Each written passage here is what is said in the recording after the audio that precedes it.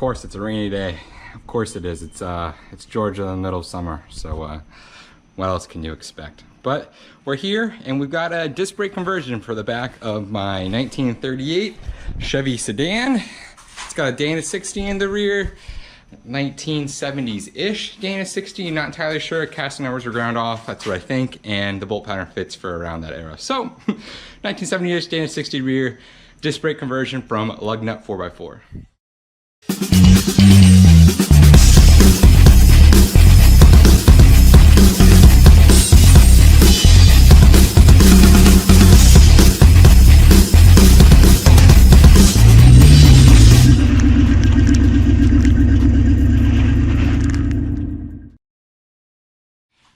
All right, passenger side is already done. I already installed it. That way I get all the kinks out of the way, you know, before I show you guys what to do. It's a really simple kit, as you can tell. And if you've been looking at them, it's cheap and simple and pretty heavy duty. I did have to tap the flange to accept the bolts. Don't know why. Not a big deal to me because I just have a tap. It takes an extra 2 minutes, but I did have to do that ahead of time. I learned that after taking the rotors and calipers and the whole hub assembly on and off like 15 times. And I also had to run spacers in between the flange and the caliper mounting bracket. Here's the setup. Generic sockets, get the wheels off, bolts, flanges, lock nuts, seals. Got some grease for the wheel bearings, might as well repack the wheel bearings. Brake cleaning, obviously, torque wrench, hammer, impact, big impact, jack, rotor, calipers, and generic brake hoses and bolts to weld those hoses onto the banjo bolts. And then obviously the mounting bracket. So also make sure you wear Crocs. It's a necessity when working on cars. It's a new thing. Let's get to the wheel. Let's get to taking this off and getting these old drums off.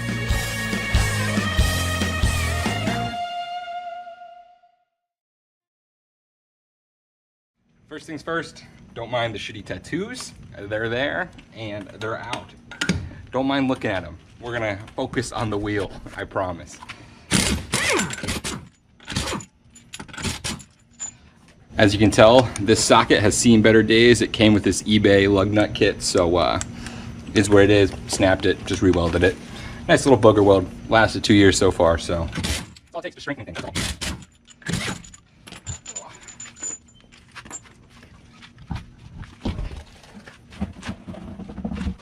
All right, you guys aren't gonna have these spacers. I just have them on here because I like the look of them. And you know, spaces the axles out. You guys probably won't have these, so let's zap these off real quick.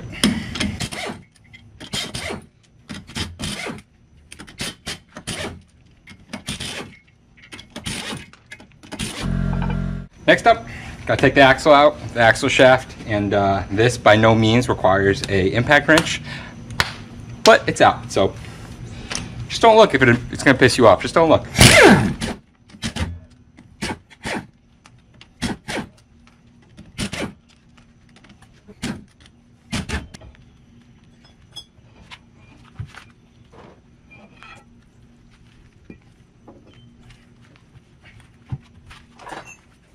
All right, now is the most fun part, or the least fun part, but find your most broken jagged screwdriver that you don't give a shit about. And if you can't tell, you're gonna have to beat these folds back. That way you can get that lock nut off, take that safety clip off, and then get the preload nut off.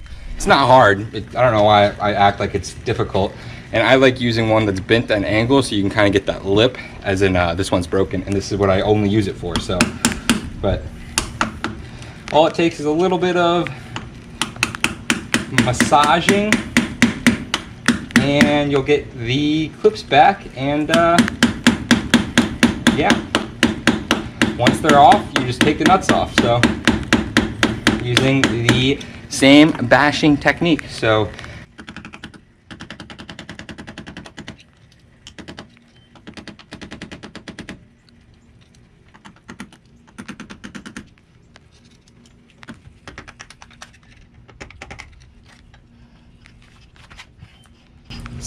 I never bought the 2.5 inch socket, whatever it is, to get these nuts on, which kind of sucks for like getting actual preload and taking them on and off. But Takes 5 minutes with a screwdriver and a hammer, so not the end of the world. Don't feel like spending the money for it when you don't need to.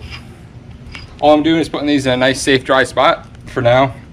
I mean, they're going to be covered in gear oil, so it's not like it really matters, but nice, safe, dry spot. With that being said, let's look inside the wheel and figure out what we're going to do next. It's really simple. So you see this wheel bearing right here. This outer wheel bearing is going to fall out as soon as I take the hub off.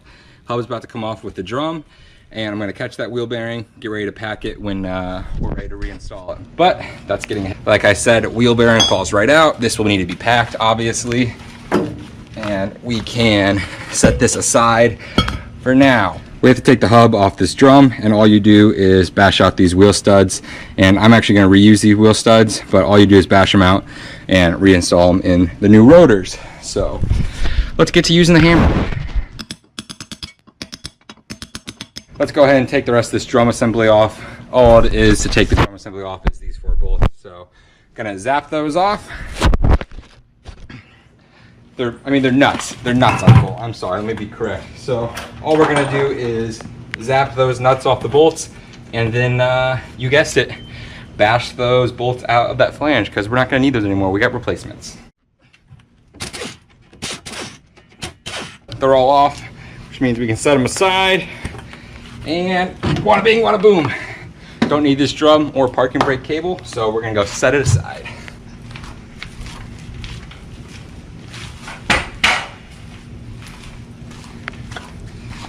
Means we can take this hub, set it here for now, set the drum aside.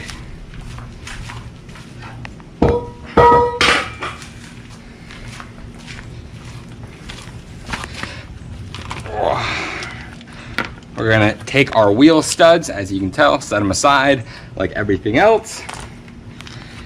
And we're gonna get to bashing this seal and wheel bearing out. And it's easier than you think.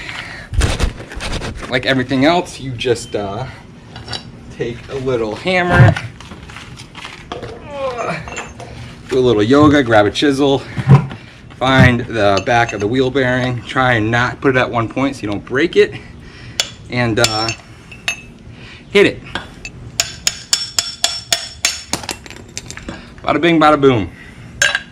Probably not the approved way to do that, but this seal was actually pretty new and pretty good. But they come with new ones, so it takes 30 seconds to take it off and put it in. So off to the trash this one goes. This wheel bearing, you can check it out. You can just drop it on the ground, you know, ding it up, you know, try and make it as possible before you put it back in. Your nice new disc brake conversion, but everything seems fine in it. All the rollers are there. Just gonna pack this one as well when we get to packing and reinstall. I almost forgot, you gotta take these wheel studs out because you don't need them anymore for the disc brakes. Done. Now then, we got this whole driver's side Dana 60 completely broken down. Trying to save the oil with the pan. What to do to reinstall? We're gonna pack both these wheel bearings, the outer and the inner, and put them aside, put the outer one in, put the new seal in the hub, put the hub in the rotor, and we're gonna make some progress. How safe do you think this is? I'll take the sheet, don't worry. Everything back here, right? Yeah, right enough. Make a video for this side right now. All right, back of the hub, really simple. It's tapered, in case you can't tell. You should probably clean it out more than I did. That's just old grease. But wheel bearing goes in, tapered side down, and you put the new seal in. You guessed it, the seal with the kit comes pre-fitted, and all you do is set it in place, grab your favorite hammer, and hit it a few times.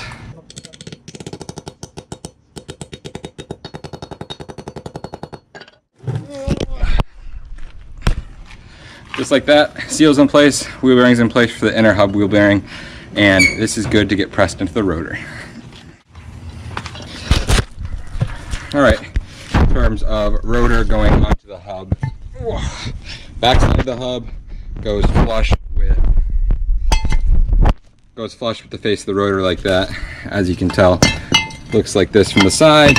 Line up the holes and take your wheel studs, all 8 of them, and drive them home with a hammer. It's that easy.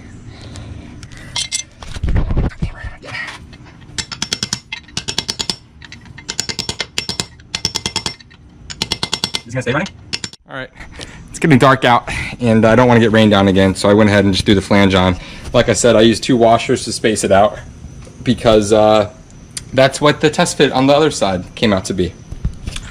Don't know why it's like that. It's supposed to fit normally, so that's my situation. I'm sure everyone's is different. I'm sure some people's will fit perfectly, but just the way it works when you measure out the caliper trying to get it perfectly even. So I'm gonna go ahead and throw the hub back on and put the front wheel bearing in and all the lock nuts, and we'll move forward.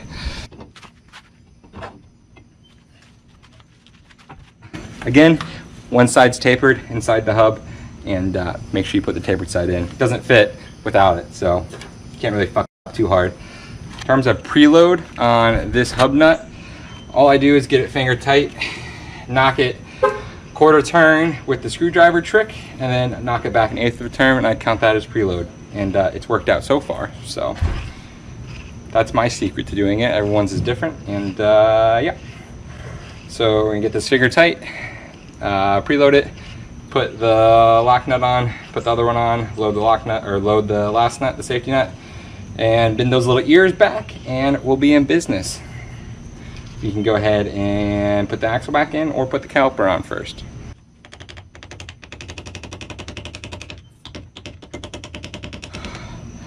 Axle shaft going back in.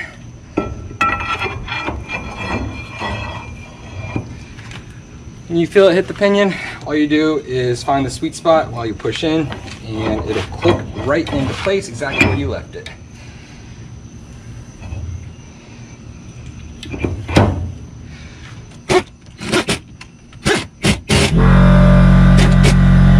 All right, we got that axle shaft back in, torqued down to spec. You can tell on the other end, you can see it's spinning the tires. Everything's lined up and meshed properly. We're gonna go ahead and throw the brake caliper back on, throw the wheel back on, and we'll be done with this job.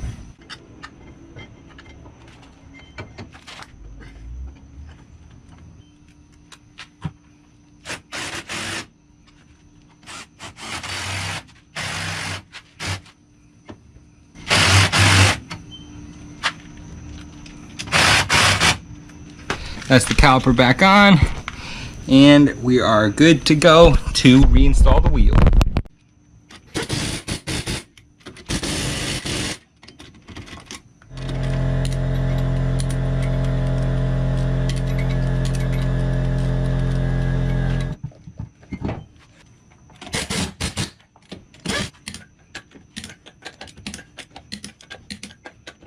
There you go.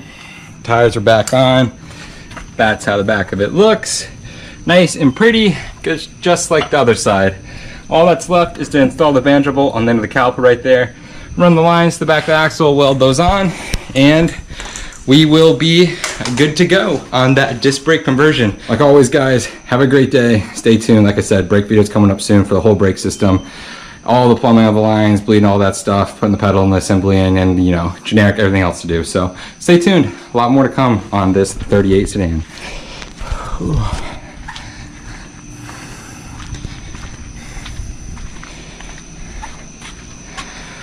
Woof. Woof. Yeah, our driveway's a little stacked at this point, but you know, who can complain?